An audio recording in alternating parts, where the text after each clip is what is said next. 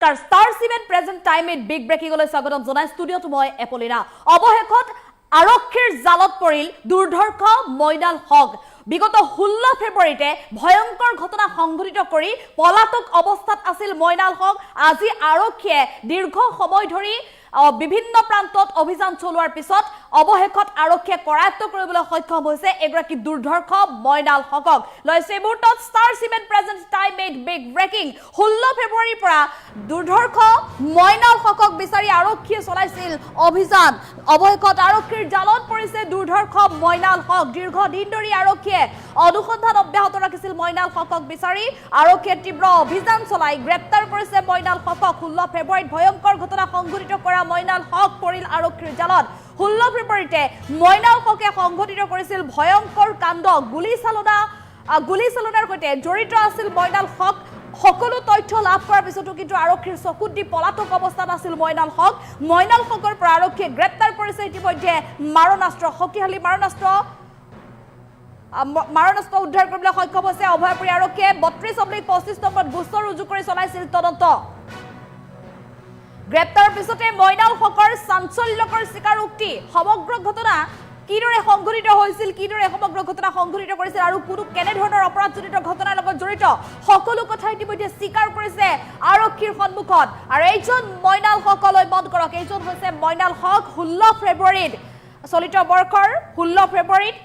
ভয়ংকৰ ঘটনা সংঘটিত কৰিছিল এগৰাকী মইনাল হকে ফেব্ৰুৱাৰী মাহতে গুলীচালনাৰ ঘটনা সংঘটিত কৰা এগৰাকী মইনাল হকৰ বিৰুদ্ধে আৰক্ষীয়ে সকলো তথ্য প্ৰমাণ পোৱাৰ পিছতো কিন্তু কৰায়ত্ব কৰিবলৈ সক্ষম হোৱা নাছিল আৰক্ষীৰ চকুত ধুলি দি ফেব্ৰুৱাৰী মাহৰ প্ৰায় পলাতক অৱস্থাত আছিল মইনাল হক আৰু অৱশেষত অভয়পুৰী আৰক্ষীয়ে এগৰাকী মইনাল হকক বিচাৰি ৰাজ্যৰ বিভিন্ন প্ৰান্তত চলাইছিল অভিযান কাৰণ মইনাল হক গুলীচালনাৰ সমান্তৰালভাৱে বহুকেইটা অপৰাধজনিত ঘটনাৰ লগতো যে জড়িত সেই তথ্য লাভ কৰিছিল আৰক্ষীয়ে আৰু অৱশেষত আৰক্ষীয়ে দীৰ্ঘদিন অনুসন্ধান চলোৱাৰ অন্তত মইনাল হক সন্দৰ্ভত বহুকেইটা বিস্ফোৰক তথ্য উৎঘাটন কৰিবলৈ সক্ষম হৈছে আৰু সমান্তৰালভাৱে মইনাল হকক বিচাৰি আৰক্ষীয়ে এটা বিশেষ শাখাও ইতিমধ্যে বিশেষ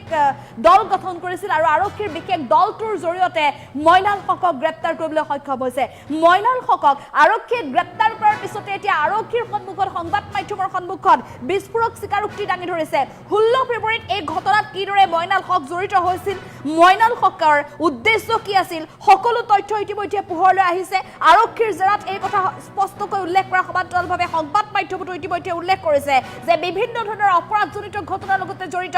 মইনাল হক আৰু এগৰাকী ফেব্ৰুৱাৰী মাহতে জঘন্য ভয়ংকৰ ঘটনা সংঘটিত কৰা মইনাল হকক বিচাৰি আৰক্ষীয়ে অভিযান অব্যাহত ৰখাৰ অন্তত অৱশেষত আৰক্ষীৰ জালত পৰিছে মইনাল হকৰ পৰা আৰক্ষীয়ে জব্দ কৰিছে মাৰণাস্ত্ৰ অভয়পুৰী আৰক্ষীয়ে 32/25 নম্বৰত গোচৰ ৰুজু কৰি চলাইছিল তদন্ত গ্ৰেপ্তাৰৰ পিছতে মইনাল হকে ইটোৰ পিছত সিটো চাঞ্চল্যকৰ স্বীকাৰোক্তি আগবঢ়াইছে মইনাল হকে কিদৰে ভয়ংকৰ ঘটনাৰ সৈতে জড়িত বা এই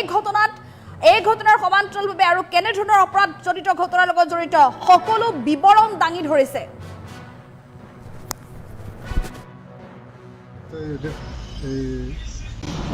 এইটো আমি চাপৰ থানাৰ অন্তৰ্গত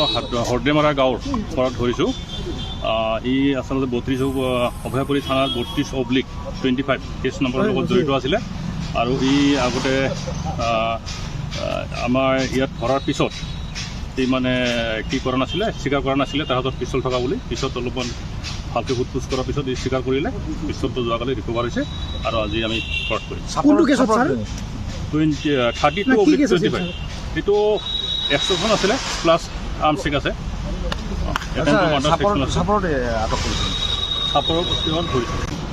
এইটো আমি চাপৰ থানাৰ অন্তৰ্গত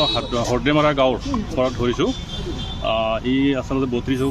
অভয়পুৰী থানাৰ 32/25 কেছ নম্বৰৰ লগত জড়িত আছিলে আৰু ই আগতে আমাৰ ইয়াত ধৰাৰ পিছত এই মানে কি কৰা নাছিলে স্বীকাৰ কৰা নাছিলে তাহাঁতৰ পিষ্টল থকা বুলি পিছত অলপমান ভালকৈ সোধ-পোছ কৰাৰ পিছত ই স্বীকাৰ কৰিলে পিষ্টলটো যোৱাকালি ৰিকভাৰ হৈছে আৰু আজি আমি কৰ্ট কৰিম 32/25 এইটো 100খন আছিলে প্লাছ আৰ্মছ চেক আছে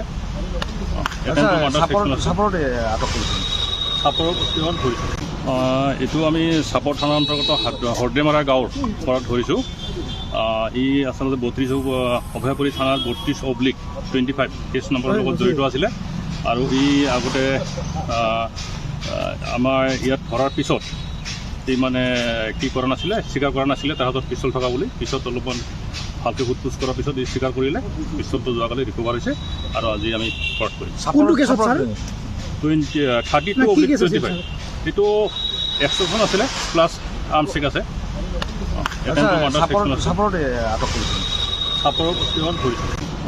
এইটো আমি চাপৰ থানাৰ অন্তৰ্গত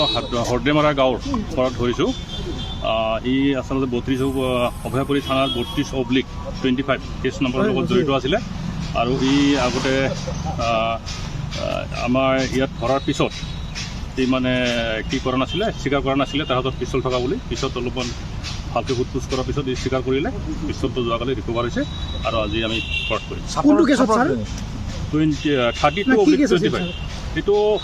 এক্সট্ৰকশ্যন আছিলে প্লাছ আৰ্মছ চেক আছে।